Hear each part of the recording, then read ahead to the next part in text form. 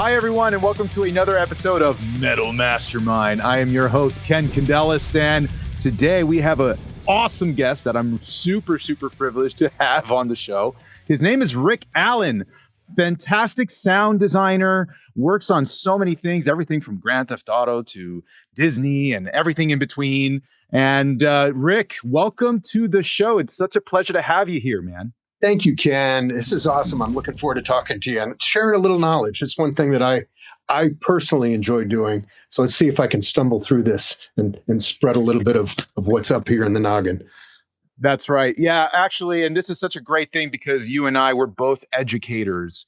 You teach at Crass in Arizona. And, actually, I know that one of our mutual friends and really good and close friend of mine, Kia Eshke, he actually went to Crass.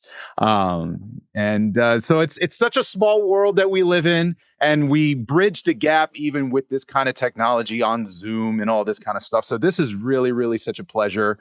And a great opportunity. Thank you for inviting me. Thanks for the opportunity. So let's start with really, kind of how did this all begin for you? I mean, like sound design is such an interesting take on audio. And, Metal Mastermind, we really talk most of the time about music, but I feel like sound design is such an integral part of creating music. And I want to know where did that start for you? It actually started at an incredibly young age, and it was just an interest in different sounds. I was always in search of things that kind of lit up the neural network in my brain, for lack of a better term. Started out as a trumpet player and loved music, but when I got to college, I stumbled onto my first synthesizer, which was back in the day when they were pretty new.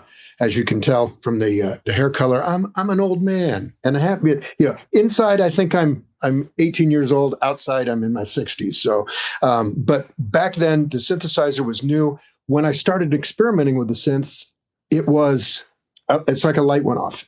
It was, wow, this is an incredible opportunity to create some sounds that can really get people's attention, and I started focusing on that. At the time I was in professional broadcasting. I was working for radio stations. And so I started using that material to create sounds that would get the listener's attention when they were listening to a radio, which is similar to in a musical podcast or in between the music, kind of just identifying and making a point of getting the listener's attention, which continues to one of the things that I'm excited about for anybody who's experimenting with a professional career in audio.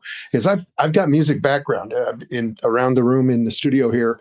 I've got platinum records from back when I was working in the mixing and editing days, but I just continued to be drawn back to sound design.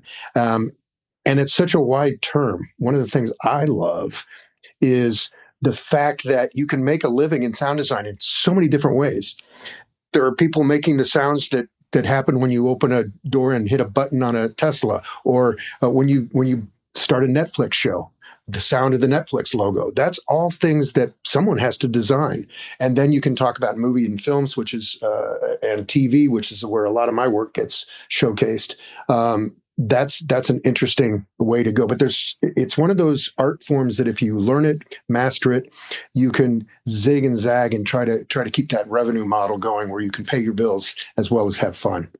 Yeah, I think this is great because what you're saying is something that I think a lot of people forget, that what skills they learn in music can absolutely translate to a field like sound design, because it's all about your creativity, right? It's the intention of what you make, and having that as a tool to, learn the tools of the trade, but also use it in a way that helps craft sonic textures. It also comes back to music. And, I've used it absolutely in my own records, just as like sound effects to help enhance a mood or to create emphasis at a downbeat. There's so many things that people can do with sound design. And also beyond that, of course, like you were mentioning, and create a living. I mean, a lot of my students, in the universities, we talk about this stuff, which is like, hey, you might be a musician or an artist, but here's another way of you earning, money on the side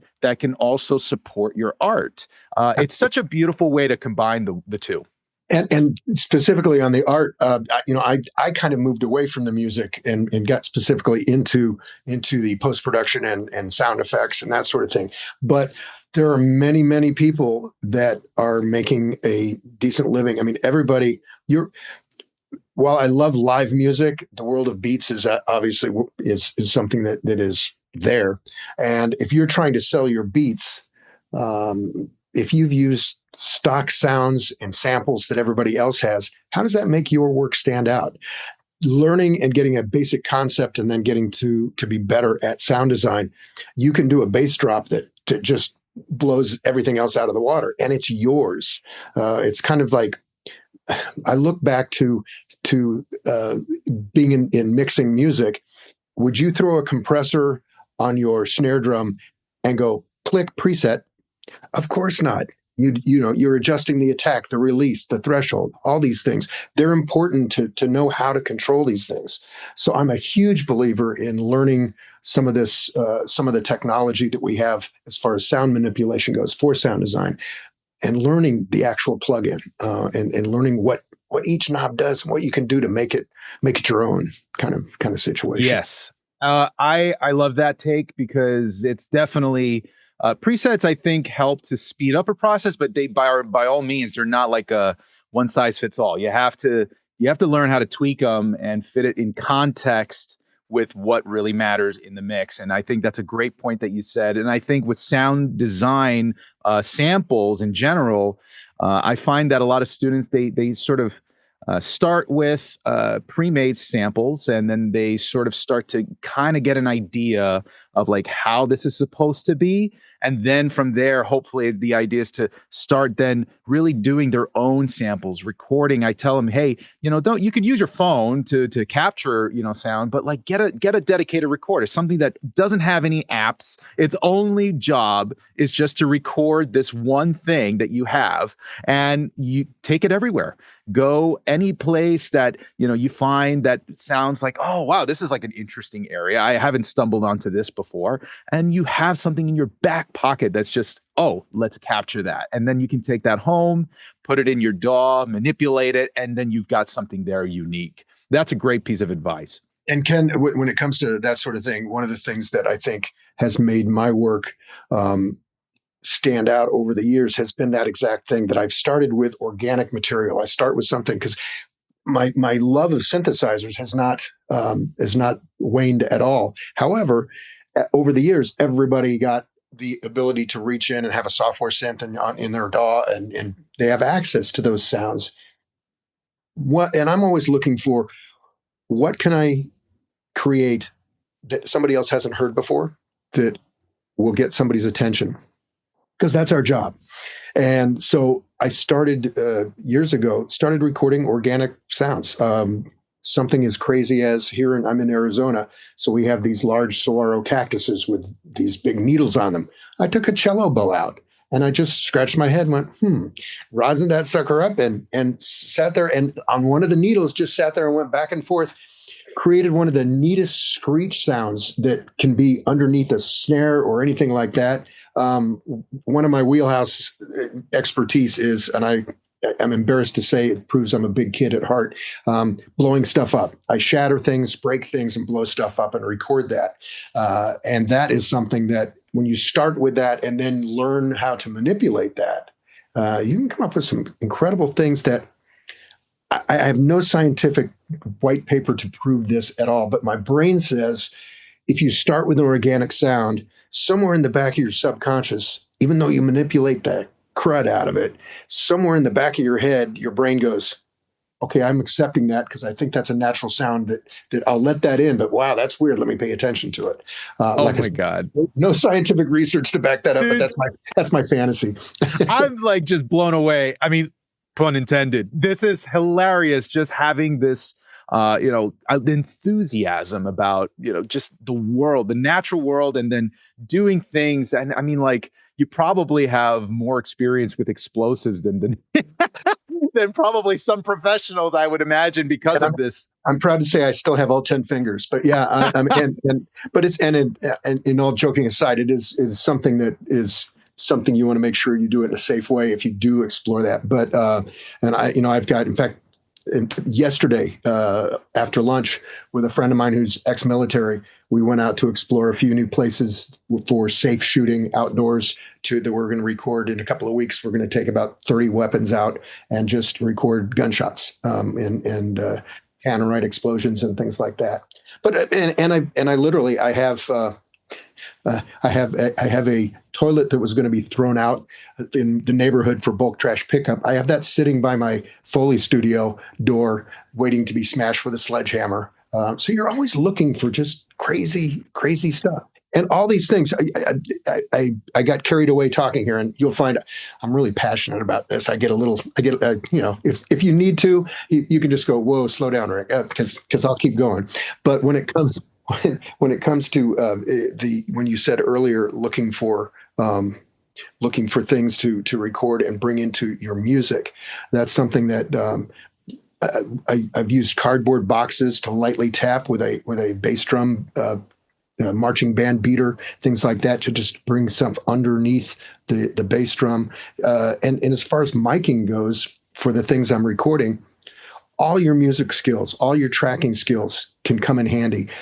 When I'm recording an explosion, I'm setting up mics a lot farther away than you would a drum set. But in the same concept, I need a microphone that can handle the SPL level.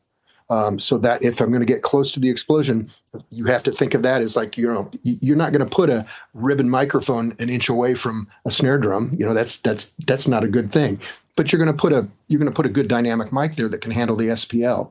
I have to think about that. And I have to think about overheads. So I have microphones pointing out to catch that reflection and get the largeness of the air, things like that. So your skill, if you are a musical engineer or musician or somebody that's used to tracking instruments and music, those skills translate beautifully to sound design. It's not all about plugins and manipulating. There's a lot involved in the actual recording. I reamp all the time. It's one of my favorite things to do is to take sounds that are finished sound design elements, run them through a reamp unit into a speaker, and set up mics around and do some strange stuff like that. Yes, there are plugins. There are plugins out there that will mock environments, but there's something about real life worldization, that worldizing something that's pretty cool. Wow, that's amazing. And I'm so glad that you brought up this topic of high SPL. And for those of us who are still kind of unaware of like what this means, we're talking about sound pressure level, like physical sound pressure level in the environment. And, metal is such a loud genre. It's such a good thing to understand, because now you have this really a whole entire force that you're working with. And how are you able to, get clarity by using loud things? I mean, this is what we do in the metal world. So do you have any favorite microphones that you use for this kind of stuff, or high SPL excursions, or even like preamps or gear? Do you have anything you want to mention? One of the things that I would pass along, I'd be curious to see how a metal artist could use that to their advantage, is the shotgun microphone, which is used. In fact, you kind of see it up at the top there. It's the microphones that you see on a boom pole in movie sets, where they have it over the actor's head to record. So it's very directional in polar pattern, and they're really useful for recording elements for sound design, because you can eliminate any noise from the side. But you can also use it in the opposite way, turn them away from everything and capture some incredible reflections, things that bounce off the walls and the environment and come back. So one of the things I saw Sylvia Massey do this, and I just, she's, as far as experimentation, she's got I worship the ground she walks on. She's an amazing lady. But she actually took a shotgun microphone above the snare position, way up in the air, and shot down and added that in the mix. So it's playful, childlike experimentation. I think is the secret to some of this. Never saying no. I mean, when I look at something and go, "Oh, that's not going to be worth recording that," why not? And sometimes I may only have my iPhone, and that's something that I think is really important to remember. there's nothing sadder than missing the opportunity to record a really cool sound. And then, at least at the very least, you can record it not as at the fidelity maybe that you wanted to, but you can capture it nonetheless on an iPhone. And what's interesting is the frequency response of the iPhone microphone is set for clarity for voice, so it can create some really interesting sounds. I'm babbling on here, but you get me going here. But an example of that is I had my earbuds in and got home from the studio, was in the house, and I was fixing myself a drink, and I was talking to a friend of mine. I opened up the freezer door, reached into the ice maker, and that rattling of the ice, my friend on the other end of the line goes, "What the heck was that?" And I'm going, "I'm just getting ice." And he goes, "Man, but the compression and the processing of the iPhone made it sound huge." So after I got off the phone with him, I got my iPhone and I rattled the ice around, and that's in a couple of avalanche scenes in a TV episode. So no way. Yeah. It's so you're always. There's nothing that I wouldn't try to record, even if it fails. Something about sound design, I think it's a lot about, I'm going to keep it clean here, even though it's a metal show. It's a matter of throwing stuff against the wall and seeing what sticks. If you do 100 things and 90 of them are worthless, you still got 10 great ones. So a lot of it is experimentation and just filtering through and finding the stuff that works. Right. Oh, that's so cool. I mean, there's no excuse, essentially. It's go out there and just make it happen. I mean, however you got it, right? I mean, there are, of course, the ideal scenarios that we have for these sorts of things. But I mean, like you said, don't miss the opportunity to get something that could be really cool, because you never know how it could be used. One of the things that I always I tell my students is the beauty of coming to a recording school and getting a good education in audio recording is you learn the rules. And that's important, learning how to do things correctly. But one of the things that I always mention is, but then the really creative people then know those rules and break the rules. There's the difference between breaking the rules when you don't know what the hell you're doing, and then breaking the rules because you want to. You got two microphones close to a snare drum, and the snare drum sounds like, what might be the problem? It could be phase, right? Yeah. Well, that's cool. You can fix it because you know the rules. But what if you want to create a weird snare drum sound? One of the things you might do is move some microphones around until the phasing is a little off, and you want that sound. So learning how to record properly is very important, but then not being afraid to break those rules at the right time. Not during a live concert when you're trying to get a great sound for the band. That's not the time to do it. But when you're experimenting around, keeping that attitude of let's try it. I can't tell you how many things I've stumbled into that become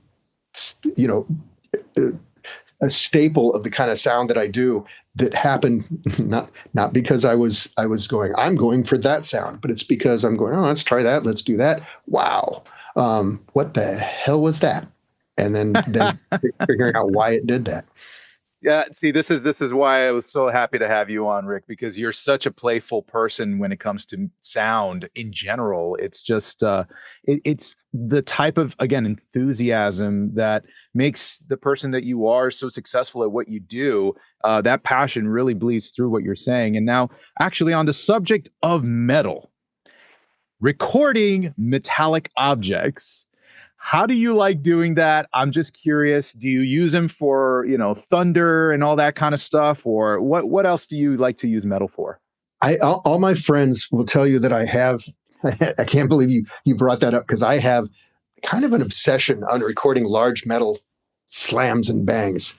And if I see a dumpster, if I'm out to lunch and I'm walking back out to my truck and I see a dumpster behind the restaurant, I'll go bang on it just to hear it.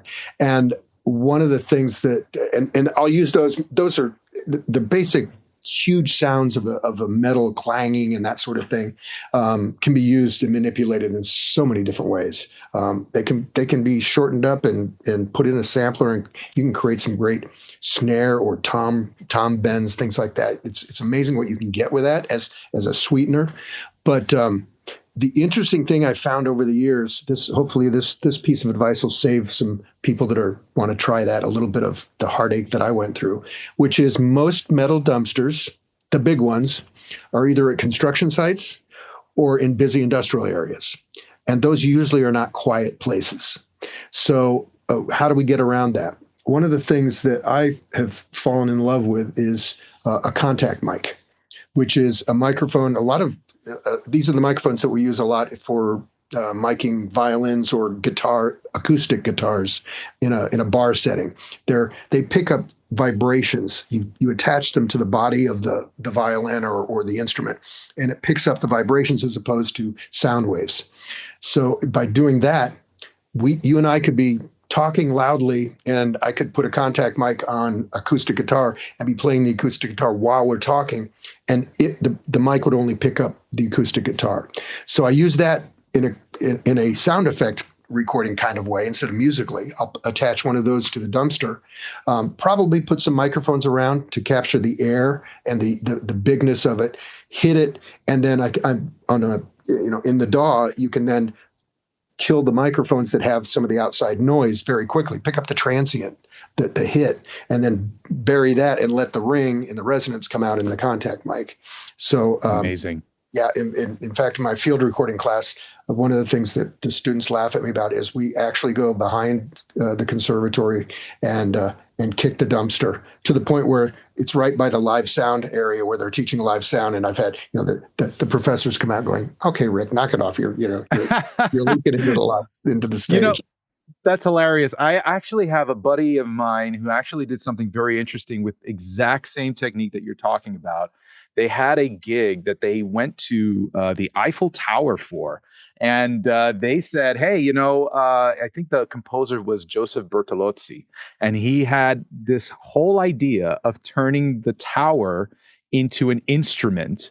And he said, let's put some contact mics on. And I think the album was called Tower Music. So really, really, really cool kind of endeavor. But I mean, there's no bounds to this kind of stuff, is there? No, there isn't. And that's what I love about it. It never gets, I literally have been doing professional audio for over 50 years. And I don't think, I will admit there are days I wake up and sometimes want to kill some of my clients. Hopefully my clients aren't watching it. 99% of them are great. Well, that's the most metal statement ever. Yes. Yeah. That'll cost me. But I can say that I get up every morning going, I'm going to work. And I've got friends that not in this business that get up every morning going, I'm going to work, and I'm able to be excited about it and have fun. It's the coming into the studio every day is like walking into a playground, which is amazing. Yeah. I hope I never lose that childlike excitement. Well, let's talk a little bit about that and the career that you've created. Over the course of your career, I mean, have you learned stuff about yourself that you think is important to share with people that are listening today? Absolutely. I was just talking to some friends about that. And I think everybody who's a creative professional, most of the people I've ever met that do something creative suffer from a little bit of that anxiety of, do I know what the hell I'm doing? Am I fooling everybody? That imposter syndrome, where it's especially those of us that are self-taught, and we're never really sure that we're doing it the right way, which is why when I finally started doing some teaching part-time, that was so helpful for my psyche, because I was talking with other professionals and learning the textbook way to do things, going, okay, I was doing it right. My gut instinct was okay. But trust yourself. The less you can try to impress others and the more you can just chase your creative dreams. I think one of the things that is clear to me over my career. When I've done projects because I thought they were going to be incredibly interesting and expand my knowledge, those are the projects that have made me the most money in my career.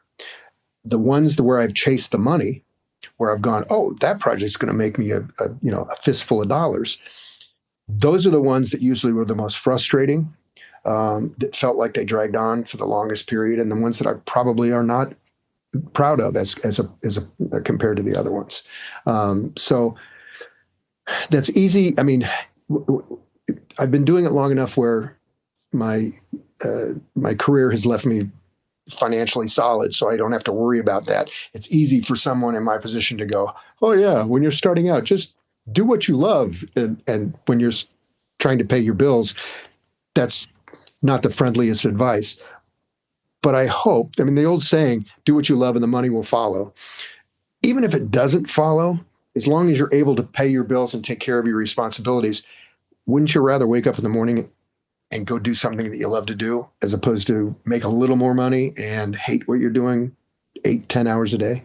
That's something that I am very adamant about, and trying to pass that information to other people that are asking for career advice, going, do what you love, but also, I'm going to contradict myself a little bit here, but also keep an open mind to everything. Because can I take a little time and give you a little bit of my ADD career path over my career? Okay. Because if you look at what I've done, it's like, oh, look, that looks cool. That's the way, that I'll do that for a while. That's fun. Oh, look over there. Started out when I was in my teens in broadcast. But then when I got to college, I spun music in bars for a while, also in addition to going to school full time and working at the radio station full time. But when I graduated, I ended up going to a recording complex, and that's when I started cutting my teeth on 24-track analog, and an old API console was one of the boards that I first used. And so I learned to do multi-track recording at that point. My dad fell ill, so I moved back from the Southwest to Indiana, where I grew up, to kind of just help the family out. And at that point, got back into radio, but did a lot of freelance work. And I think that's something that is important to do. Keep your finger in as many pies as possible. But that led to a move I got hired by a radio station in New York City, and that led to me being the production director at what became, looking at this corn-fed kid from Indiana, I was the production director at what became the first hip-hop station in the country, Hot 97, and I worked there for 10 years. So I was there when KRS-One, Funk Master Flex, Angie Martinez was the secretary there when I was there. So that was an incredible opportunity to see a genre build. But that then led to me getting into some major labels, letting me do some editing and things like that. And that's where I ended up with the platinum records for Hootie and the Blowfish, Matchbox 20, Phil Collins, and artists like that. But I still kept loving making weird noises. And that was just when it was starting to be called sound design. They weren't even called sound packs back then. They were called libraries, because there weren't that many people needing them or using them. And then I put out a couple of sound packs, and they became successful, thank goodness. And then ABC Networks noticed me, picked up an option to represent me worldwide on my sounds. Did that for 10 years, and then started recording sound effects and getting involved in some gaming stuff. Started out doing a few social media Disney games, which was a blast. And then that led to a person that I knew using my material for some sounds in Grand Theft Auto 5. And we just got done doing some stuff for Just Dance 2026. We did some vocals for Steve Lamette, who is the composer for one of the quite a few of the tracks there. And then I got interested in Native Instruments Contact. So I learned how to program that, and I started providing sounds to some third-party people for creating Contact instruments. So it's been this incredible of things. But the point that I kind of want to put out there is, you never know what part of your job is going to be where the dips and the peaks and the valleys happen. Good example of that is when COVID hit, back when COVID first hit, who would have thought if you were a successful front of house engineer that your career might all of a sudden stop in a week, And I had friends that are great front of house people and their careers stopped. I mean, their paychecks stopped, but they were really good at Pro Tools editing. And we have things like what we have here, and audio podcasts became more popular. And so a lot of these people took their skills in Pro Tools and edited podcasts until live sound came back up, and they scooted back into what they loved. But the more you know, the more you can pay those bills when you need to pay the bills. It's a good safety net. No, it's good for your brain. I mean, you're exercising, learning new things can never hurt. Yeah, that's a beautiful story. That's kind of nuts, your path, and seeing how you took it upon yourself also to go between different states in the U.S. to pursue this dream that you had, and part of it was we're winging a little bit, but we're also using what we know as a solid foundation to move forward. It's a lot of adapting is what I'm hearing in your story, and finding where the next thing is going to come from, and always being, like you said, open to that opportunity, that way of changing that could introduce a very fruitful career. We don't know. And that's the thing. And that's the beautiful part about life, right? And I think what you're saying is very, very important, because even younger folks like myself or younger than I am, we look at a lot of the state of what things are today, and we have this threat, quote unquote, of like artificial intelligence and all this other stuff that comes. But at the same token, there's always been something that's been a threat. Okay. Absolutely no. But I will say that I do understand people that are starting out now, a little bit of trepidation with artificial intelligence, because we don't know where it's going to go. We don't know what it's going to do. Right. But I will take you back to when digital audio first came out, and my expertise was analog, rolling on tape and running a large format mixing console. And I had a lot of my friends that were very good at that said, digital's, at that time, the converters weren't all that great, and it did sound a little brittle. And a lot of my friends go, I'm never going to do digital. No way. Well, they ate their words. Everybody moved over to that, at least in some form of working inside the box. So AI is going to change our jobs, but you can ride that wave. And there's an analogy that involves waves and surfing that I like to use in kind of talking about how I've looked at my career. And I'm kind of an audio surfer. I'll catch this wave, whatever new technology is, and I'll ride that wave. Everything's going to crash at some point in time. So it's going to change, so if you stick to one knowledge path, that path is going to dead end at some point in time. So what the skill is, if you want to have fun, is ride from one wave to another wave to another wave, which means while you're at the top of that first wave, you better be looking around for where's the other wave coming? What's happening? And I think we can do that with AI. It's a friend of mine in the film industry goes, yeah, jobs are going to change. There were people that they had a career, and a good career, as film loaders on set. They would load film into the camera, and that was their job. That doesn't happen anymore. There's a few people doing that, but that's not a career path. Those people had to go, okay, this might be coming to an end. What do I do now? How can I take those skills? And I think we can use AI as a tool. I'm just starting to use AI for creating metadata for my sound effects and some of my sound design. That's something that I'm a right brain guy. I hate doing left brain spreadsheet stuff. And so I literally, the other day, I discovered some sounds that I'm not kidding you, I recorded 7 years ago and haven't released. Why? Because I haven't finished the metadata yet. And that's ridiculous. I mean, that's my bad. So what did I do? I threw a couple of those up into ChatGPT and just said, analyze it, create the metadata for these categories. And it was almost 95% correct. So we're going to see that changed quite a bit, and maybe hopefully that'll take away some chores and supposed to take away some jobs. The thing that and even Pro Tools is a good example of this. It speeds up the process.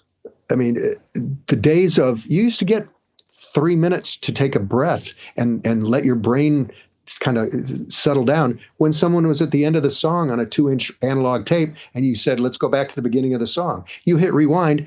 It took the tape deck a while to roll back to the beginning. With Pro Tools and DAWs, boop, you're back to the beginning instantly. So we don't have that time to breathe. So our technology is speeding things up, but the creative thought process that our brains go through, I don't think that is sped up. We still need to give ourselves time to be creative.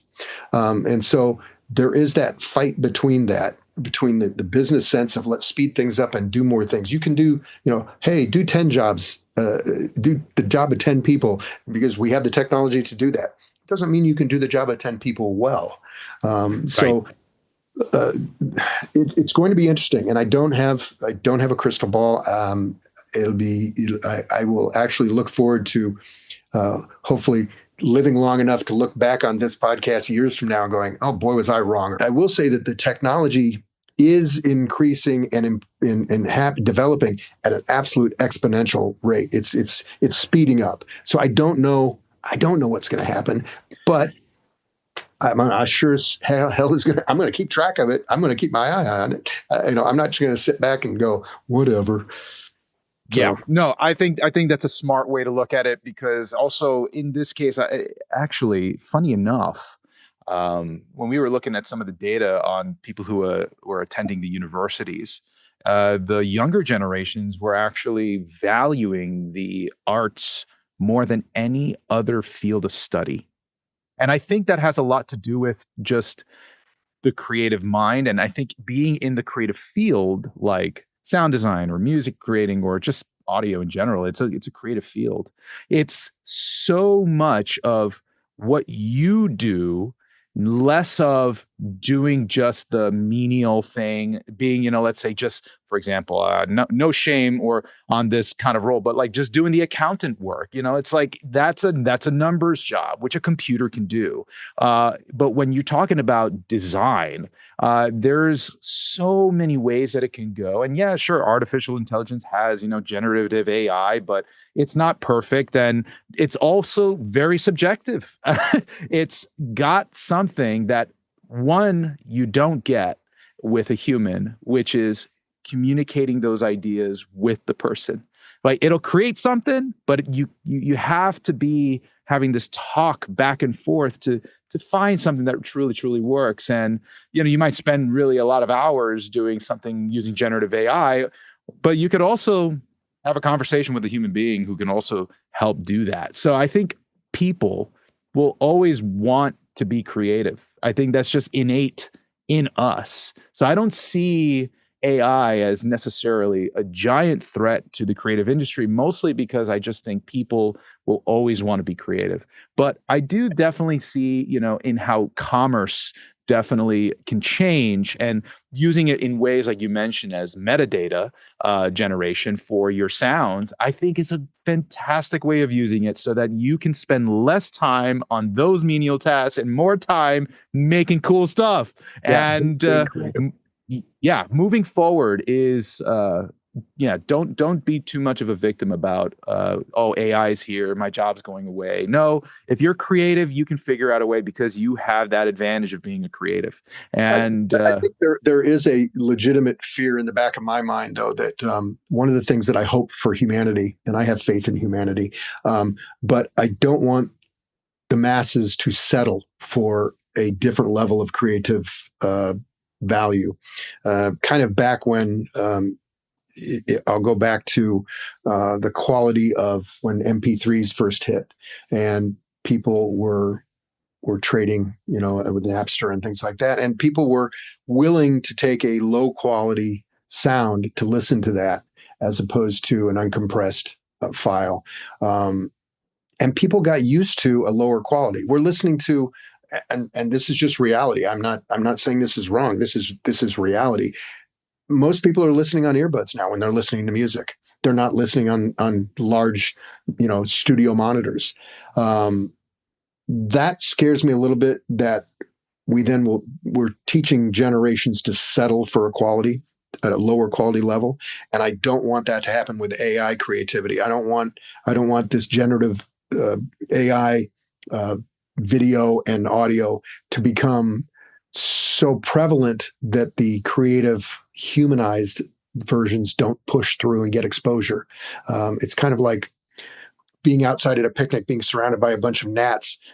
They distract you, so you don't get a chance to find the tasty hot dog or whatever, And so that I'm hoping for the music community and for those of us that appreciate music and quality and creativity, that we don't settle, it doesn't become commonplace to just accept mediocrity. Well, I think that's part of why you do what you do as an educator, and you are very passionate about passing along that kind of wisdom to students, and for them to be very aware of those. I mean, I feel very much that way, and it's why I do what I do, and I don't see myself ever stop, teaching to the capacities that we do. I feel like it's just innate in us as just who we are and how passionate we are about what we do, that we care. And when people care, there are beautiful things that happen, and people will, in my opinion, I think there will always be a majority of people that will not be aware of stuff like this. That's just the nature of the world, right? Just as much as like I'm a super nerd about being an audio engineer, somebody who's learning a completely different field, I have nothing to know about, and I don't know what quality is in that field, right? So I think that, generally that will probably be an overarching thing. Hopefully not so much with as much as generative AI, but will people be able to tell the difference is another question. But it's also whether or not what's their taste, and what have they grown up with? What have they learned to love?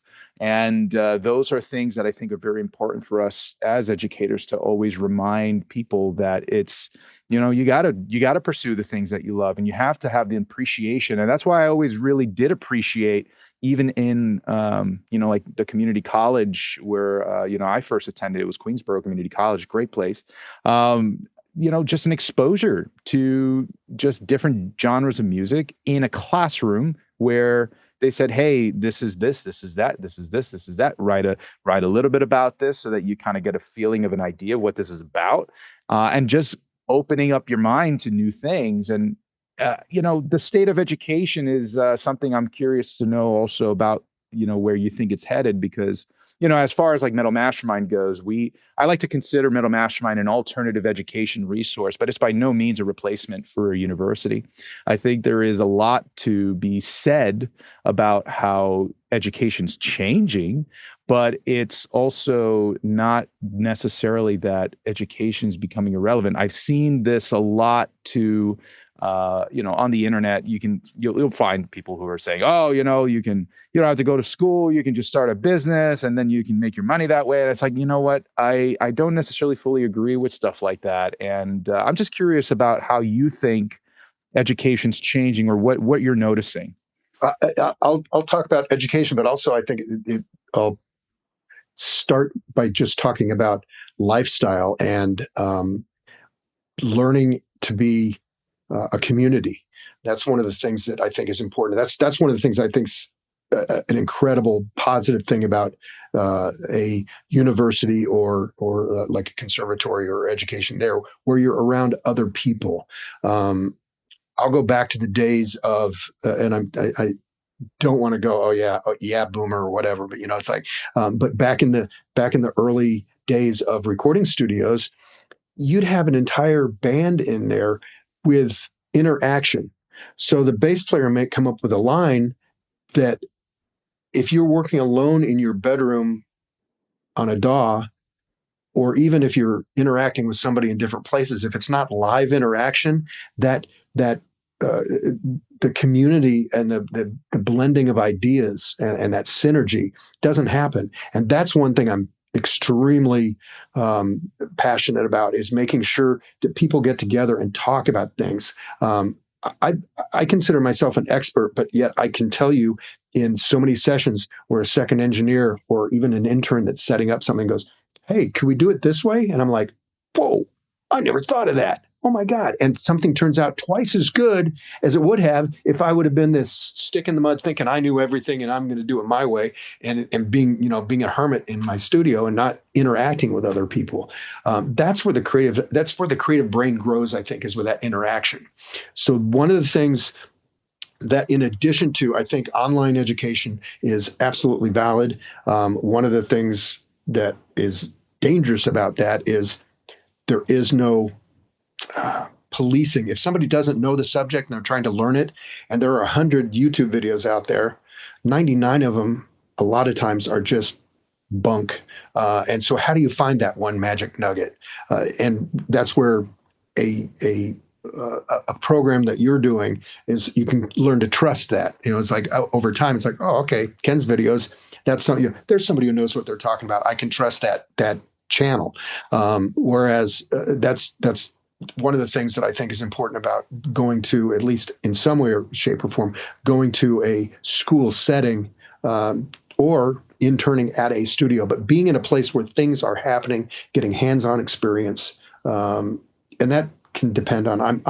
I know from my background and my psychology of my own personality, I do much better looking over someone's shoulder and going, "Why are they doing that? Okay, let me ask that question," as opposed to reading a manual. I'm the ultimate. Or sometimes watching YouTube videos, I'm one of those guys that I think I know what I'm like, "Oh, I know this part," so I skip ahead 10 seconds, suddenly realizing I didn't know, so I have to go back 20 seconds. Then I go. I spend twice as much time watching a YouTube video because I just get impatient, and so. At least being in a classroom situation, you're interacting with people and you're having to listen to stuff, and you can ask questions, and that's where you learn things. A little off topic, but one of the things that I have always found useful in my career is I will learn something, a piece of equipment or a philosophy or a concept, and then I'll try to figure out, okay, I understand it now. How can I use it in a weird way? When samplers first came out, everybody was using short musical pieces in there. I'm embarrassed now looking back, but I was one of the first to put voices in there and to do those, what is now really, really trite, like, da da da da, that kind of stuff.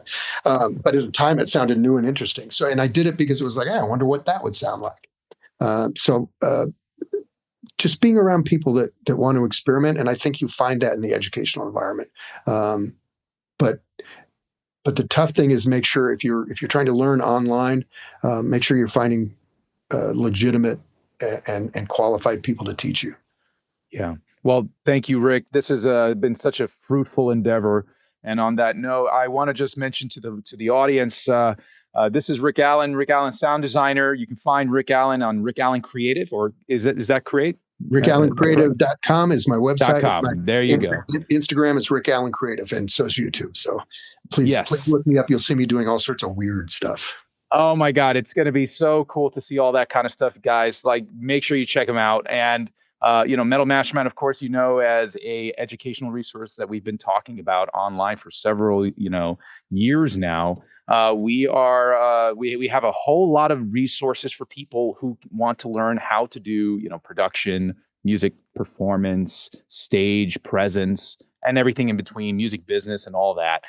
This is, the Metal Mastermind podcast, where we really talk about philosophy, lifestyle, and also getting in the weeds on stuff like sound, music, metal, and all of the above. So without further ado, everybody, thank you so much for joining us on this special episode. And always remember to create your own sound.